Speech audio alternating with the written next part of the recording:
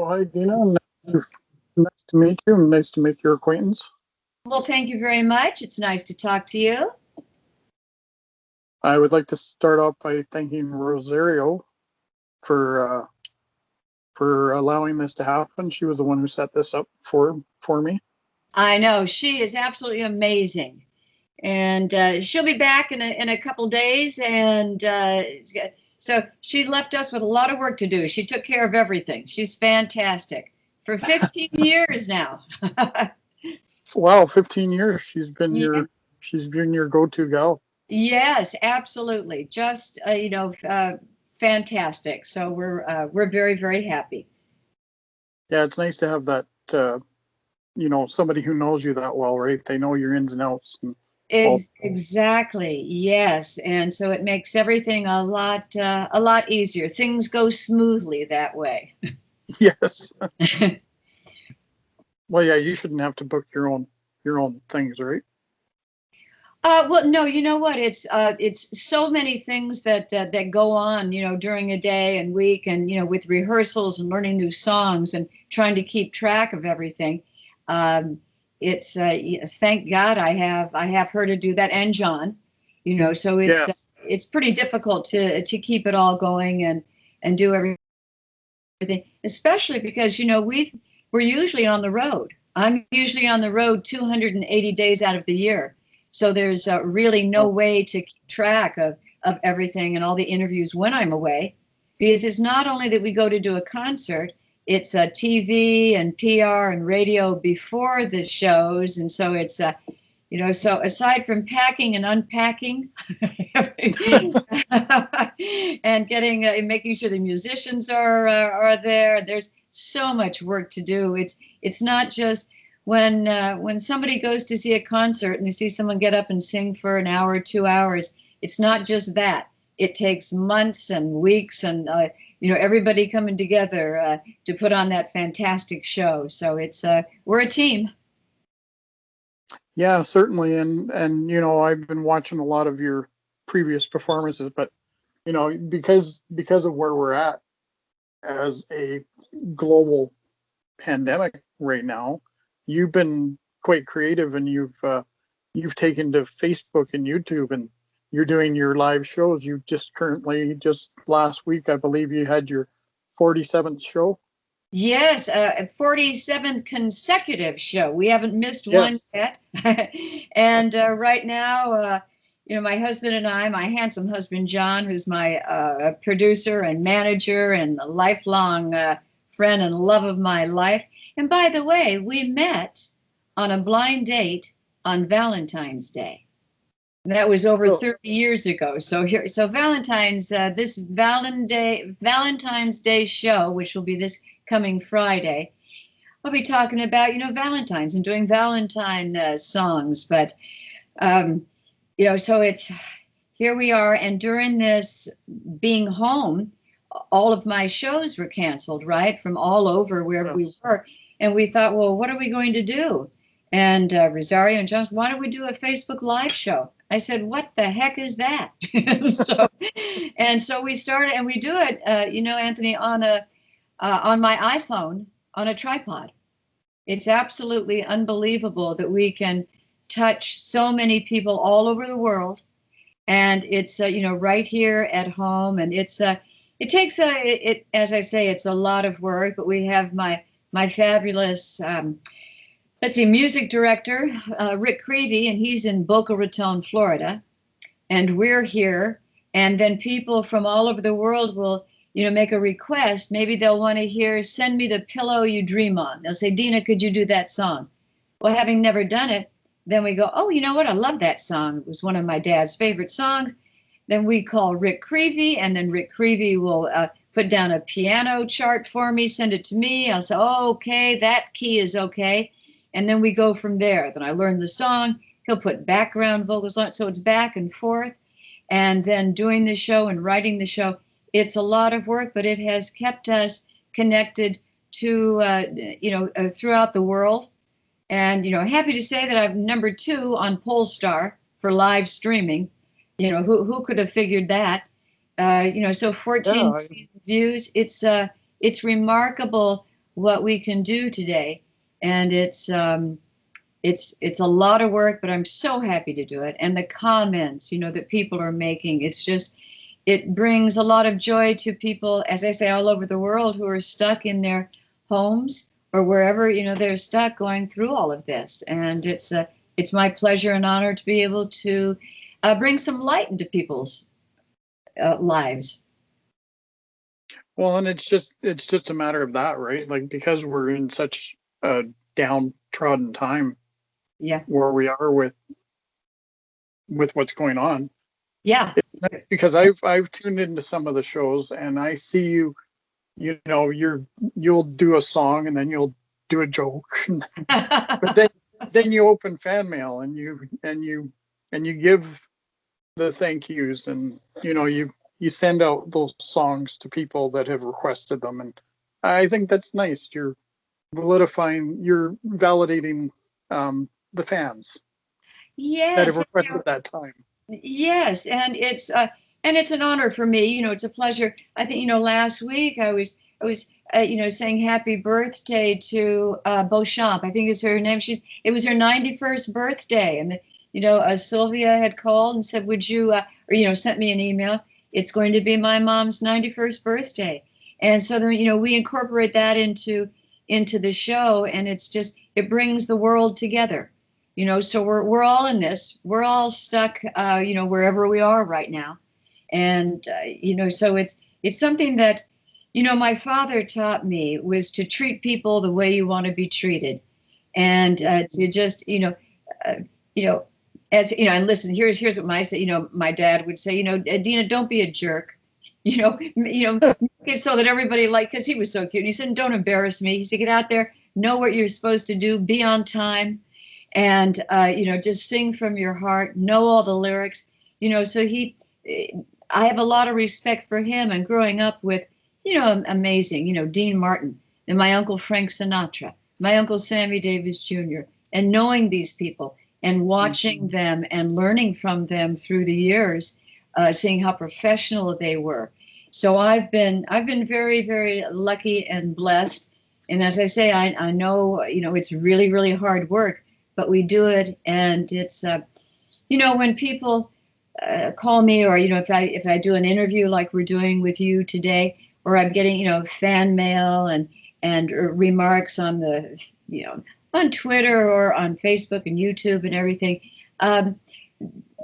it brings such joy into their life because they remember Dean Martin. They remember, a lot of these people grew up with them. And it gives me a great joy to be able to do this for the people and for me, and I'm learning new songs, I'm learning new things, and learning new corny jokes all the time.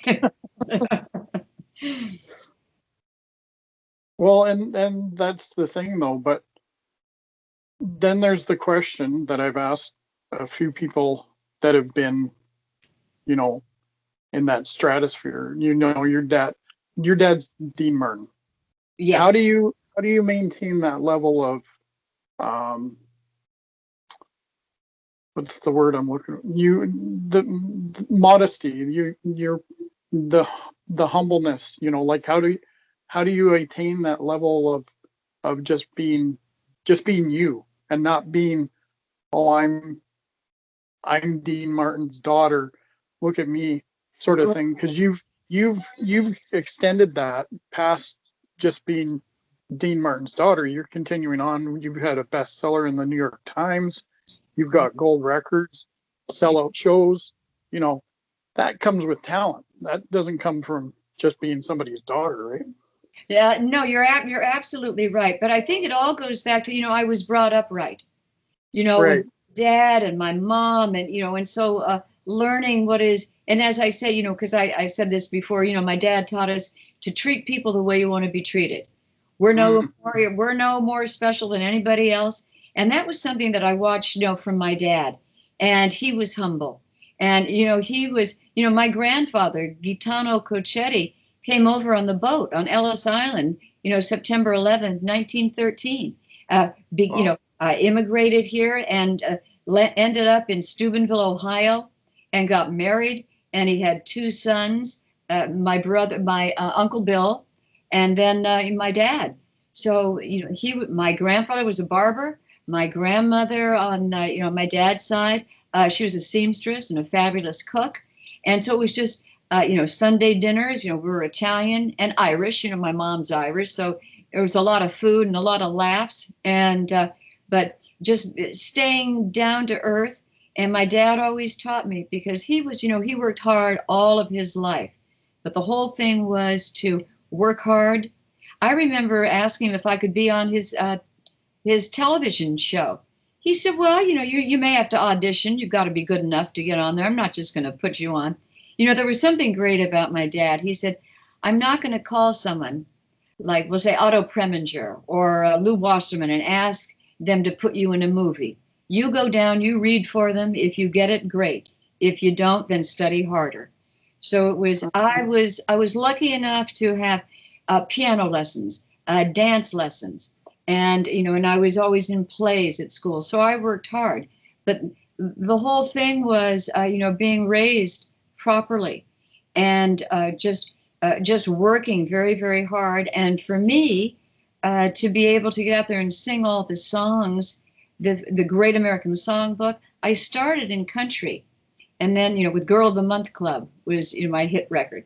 Then I went into rock and roll. I had my I had a rock and roll band called the Chromium Plated Streamline Baby, and we'd play places like the Whiskey A Go Go, and oh yeah. So we worked hard, and I did every step along the way that you had to do to become a great entertainer. And and it's every day I work a little bit harder, as I say, learning a new song, rehearsing every day, making sure that we know what we're doing. So that's what it's all about. And I think it's just the right upbringing. Please and thank you. Be gracious to everyone. And as my dad said, don't be a jerk. So, okay. Well, that's the bare essentials, right? Don't be a jerk. Yeah. Yeah. We could all take a page from that. Yeah, it's true. So your last album was in 2016. Are you planning on, with everything, are you planning any new music?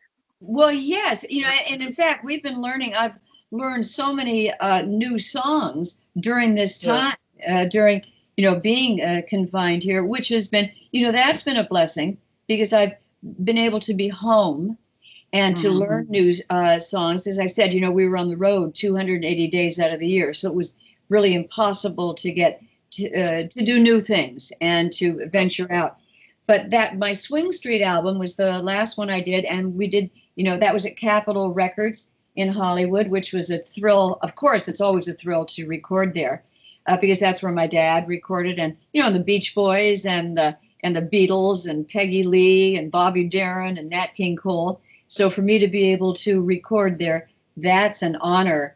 And it's a little overwhelming, but I am working on a new album. And, so it's, I don't know when we're going to be able to do it, because we've been put on hold through all of this. And also we're making my book into a movie, but that's been, that's on pause right now. So there's a lot of things pending. And right now I think I have 50 songs that we have done, 50 new songs, because I've done, a couple new songs each show. And this, on this Friday, it's going to be 48. So it's a lot of new songs. It's a lot of new material. And Rick Creevy, my musical director, has made some great arrangements for me. So we will be recording those. And I don't know if we'll do it here, if I'll go to, Nashville, or if I'll go to, Capitol Studios and do it there. I'm not sure where we're going to do it, but there are things coming out. So it's going to be fun. I want to do a country album, because I have all those since I met you, baby, my whole life has changed. So it's all of these songs that I wasn't doing before, but now I'm feeling great about them, and all the ones that my dad did, and all the other people that we've been doing their music. So it's an exciting time, actually. You mentioned it earlier when you did the recording in Capitol Records, Nat King Cole, Natalie Cole later went on to do a duet with her father. Of course, they merged the two voices together. You, on the other hand, were fortunate enough to be able to do a duet with your father. Yes, I did many times on his television show, which was always fun. And then also on my, let's see, on my Destination Moon album, I do the duet with my father. Actually, my handsome husband, John, found the original handwritten Nelson Riddle arrangement of the Cole Porter song True Love that my dad had recorded. So I had my dad's chart. We went in and I did the duet with him, of course, at Capitol. And I had the same engineer that Nat King Cole and Natalie Cole had for their Unforgettable.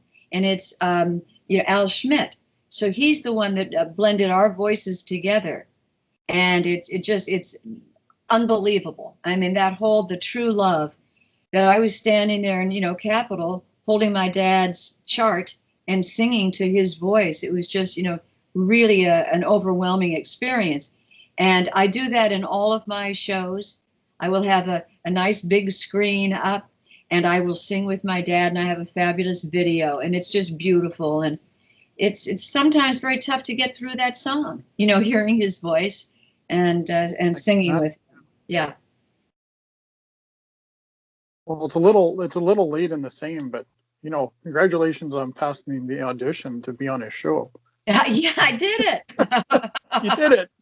You made it. I did it, and it was great. And what was so fun about doing his show is, my dad was never there for rehearsal.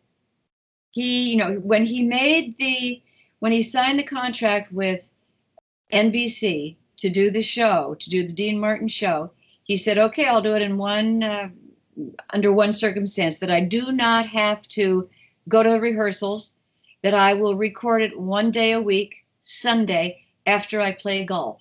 And they said, okay. So he said, "You're kidding me." They said, okay.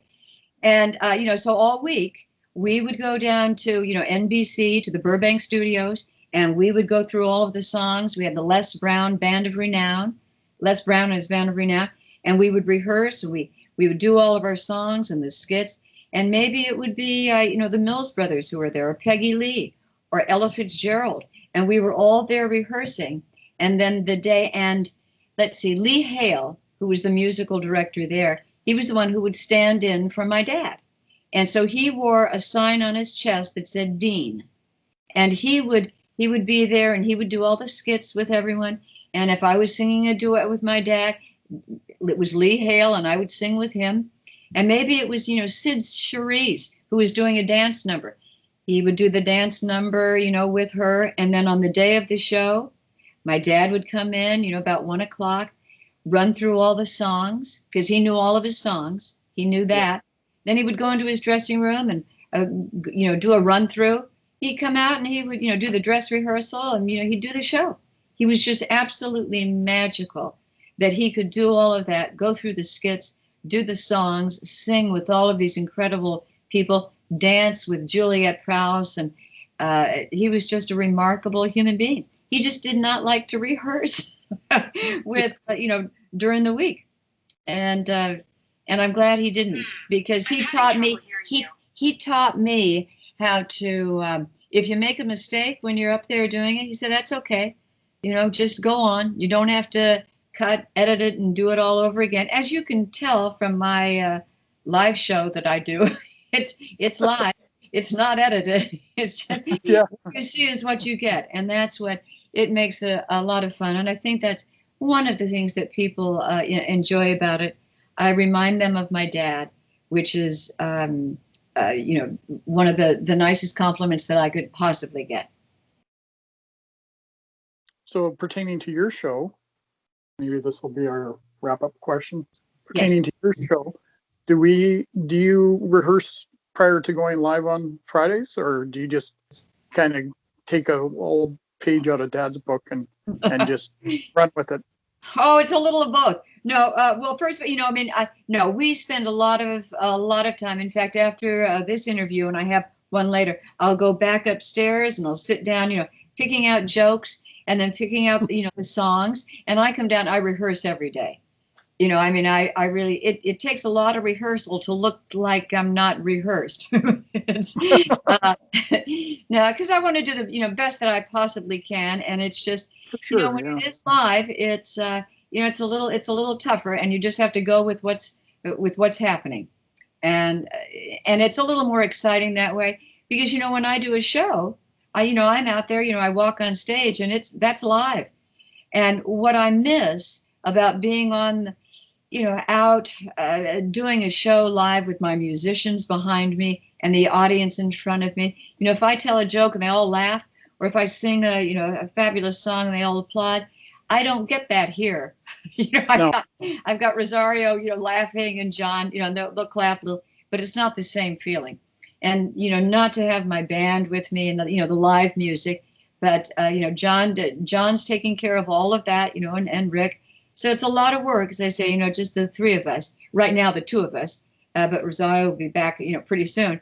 It's a team effort, and I've got the best crew ever. And, we continue on. I don't know how long this is going to go on, but I'll probably wear a very pretty dress for the 50th show. And so, who knows how long we're going to be here. In fact, a lot of people have asked me if after we're free to go out and, get on the road again, would I still be doing this? I probably won't be doing it right on Fridays because I'll have jobs, I'll be out on the road. But I would love to continue doing, live shows, or maybe wherever I am. If I'm in Las Vegas doing my Christmas show, maybe I can do a little live something from there. But at least people will be able to come out and see me in person, and I'll be able to hopefully hug them and, just get their feedback, because it's always so wonderful to be live and to have the musicians and to have, that feedback. So I've enjoyed this interview. Good questions, my dear. Thank you very much. I appreciate your time. And hopefully when things do get back to where you're able to get on the road again, hopefully you'll come up and see us here in Canada. I would love to. Where in Canada are you?